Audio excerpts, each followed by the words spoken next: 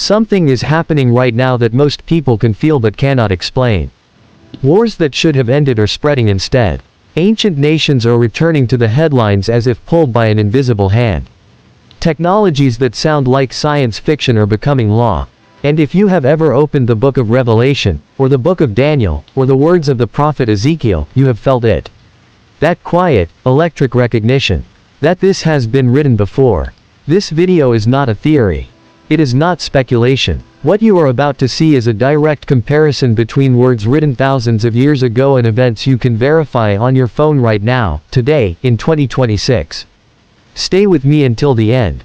Because prophecy number 7 is the one nobody is talking about. And it may be the most important thing you watch this year. Most people live with a low-grade anxiety they cannot name. The news feels different now. Not just bad, but structured. Like pieces of something enormous moving into position.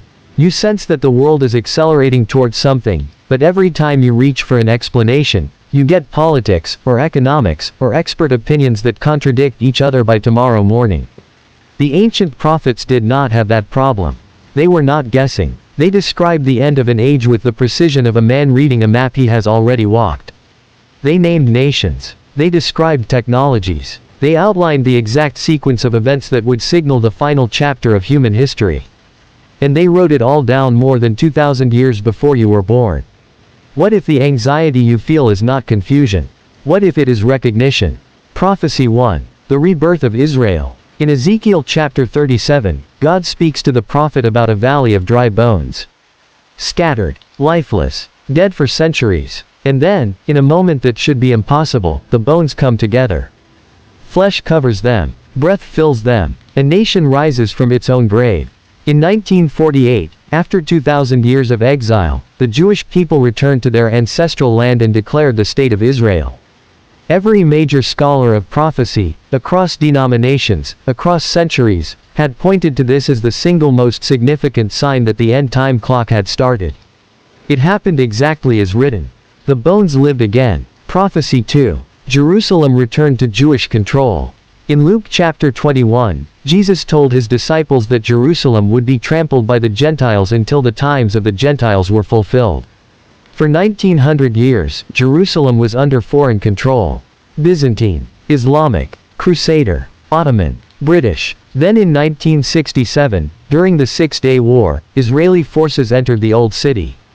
For the first time since the destruction of the Temple in 70 AD, Jerusalem was under Jewish sovereignty. The trampling stopped. The times of the Gentiles, as prophesied, reached their appointed end. Prophecy 3. The rise of a coalition against Israel from the north.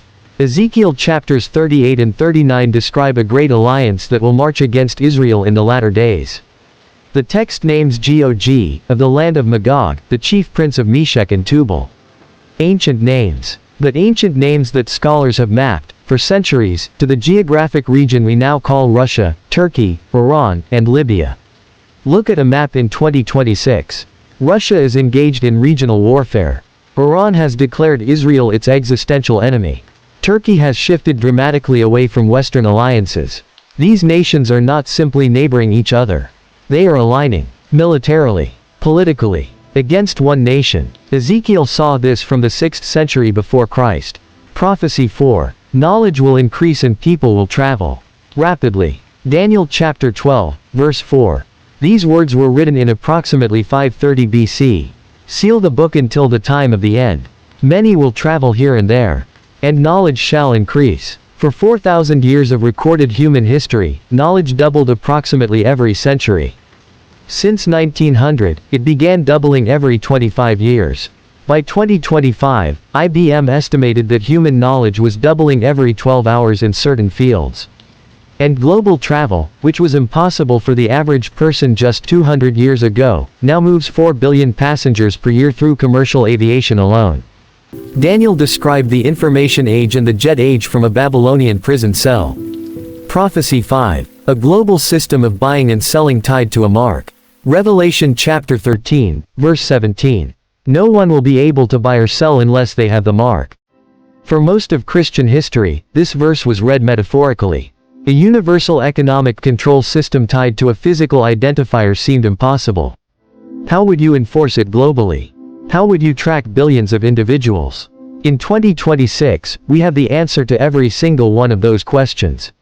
Central bank digital currencies are being piloted in over 130 countries. Biometric digital IDs are being tied to financial access in multiple nations. The European Union's digital identity wallet is now operational. China's social credit system already links behavior to economic access. The infrastructure for Revelation 13 is not coming. It is here. Prophecy 6. Wars and rumors of wars. Nation rising against nation. Kingdom against kingdom. Matthew chapter 24. Jesus listed the signs of the end of the age. Earthquakes in various places. Famines. Pestilences. And wars beginning at a scale and in a pattern that signals the final chapter. Since 2020 we have had a global pandemic. The largest land war in Europe since World War II. The most volatile Middle East conflict in a generation. Famine conditions affecting over 300 million people according to UN data. Earthquakes in Turkey, Syria, Morocco, Japan, and Afghanistan, all within a 3-year window. Every item on the list Jesus gave his disciples in Matthew 24 is currently active simultaneously. Not one or two, all of them, at once. Prophecy 7. This is the one most channels will not touch. Because it is not comfortable.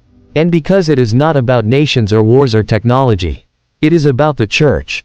2 Timothy chapter 3. In the last days, people will be lovers of themselves, lovers of money, boastful, proud, disobedient, ungrateful, without self-control, brutal, not lovers of good, treacherous, reckless, conceited.